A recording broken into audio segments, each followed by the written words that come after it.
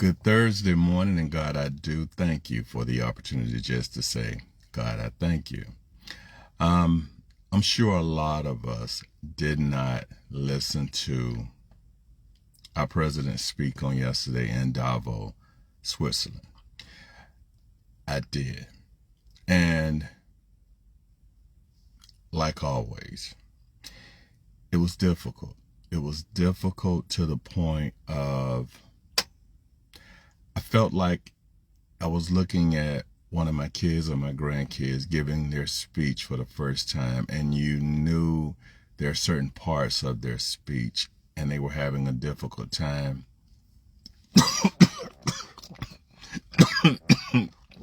excuse me, sharing with the audience. And you would kind of feel with them as they're trying to get it done. And that's what I was dealing with on yesterday, and it's a normal. He took it upon himself to take shots, poke the bear, pick, play the bully pulpit with world leaders that happen to be our allies.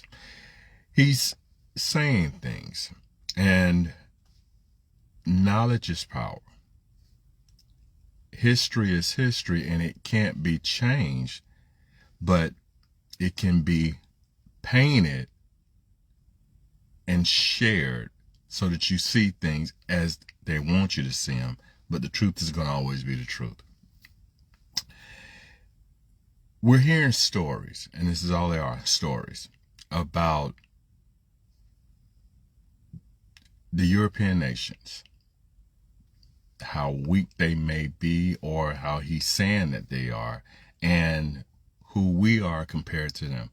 We are the strongest nation here, but we stand at the top because of our allies, and our allies are NATO. They've got us covered. I can take us back way in history, but I want to take us to a place called the Gulf War. When we went into conflict with Iraq,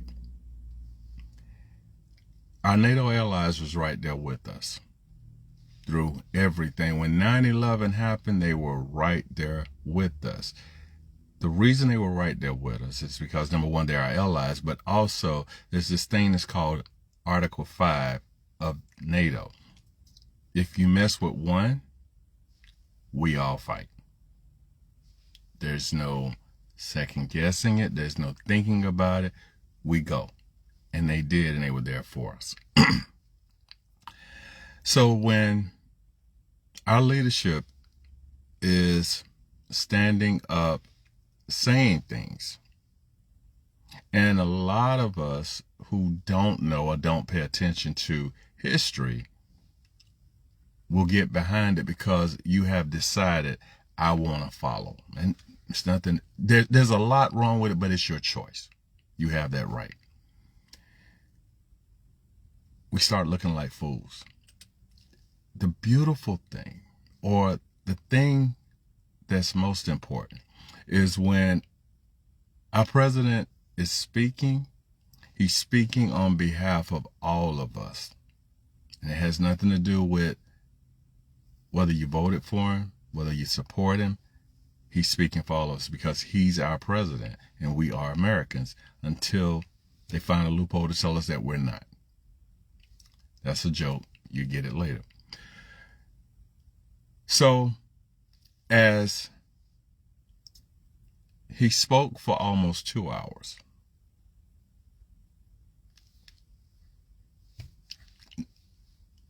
I'm trying to be as respectful as I can, not about a lot of anything that we didn't already know.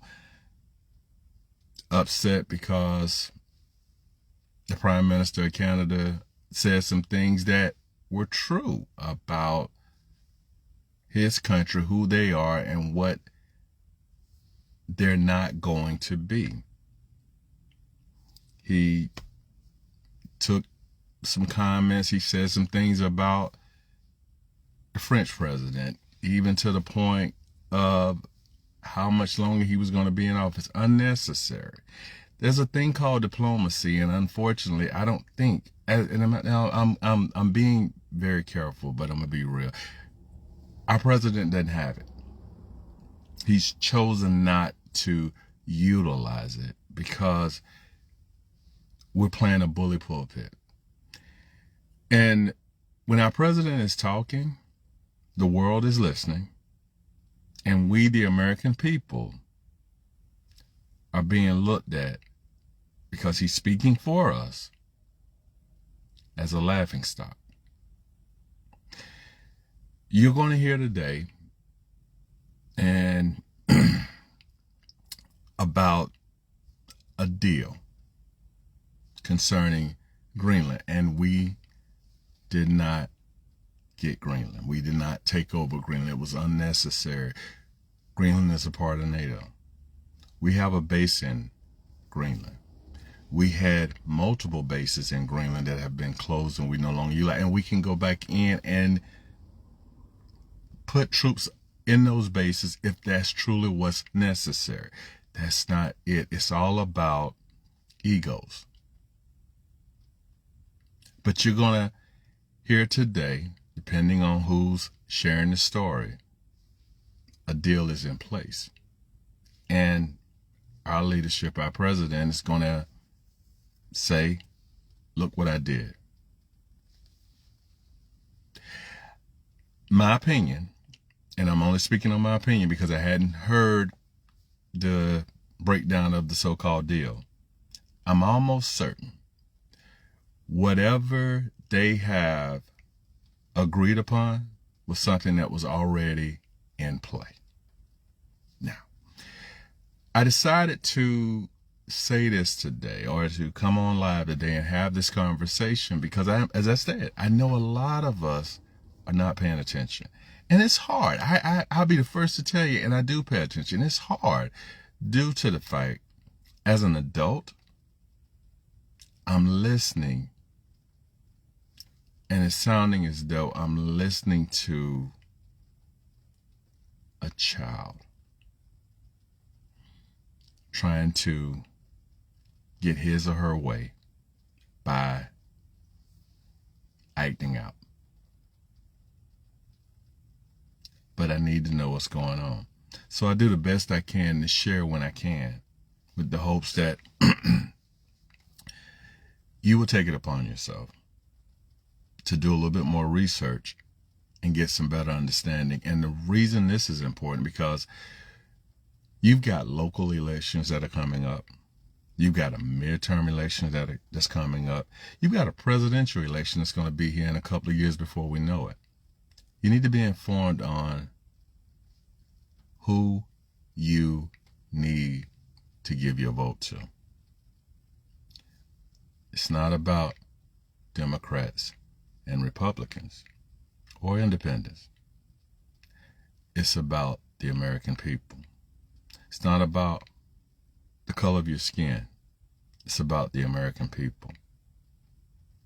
The separation at this moment truly needs to disappear, because we've got kids that are growing up in this world that we have worked so hard in this country to leave our legacy to. And piece by piece here in this country that we call home, and we do love it, it's being dismantled. For what reason? Except, in my opinion, greed for others as they tear the rest of us down.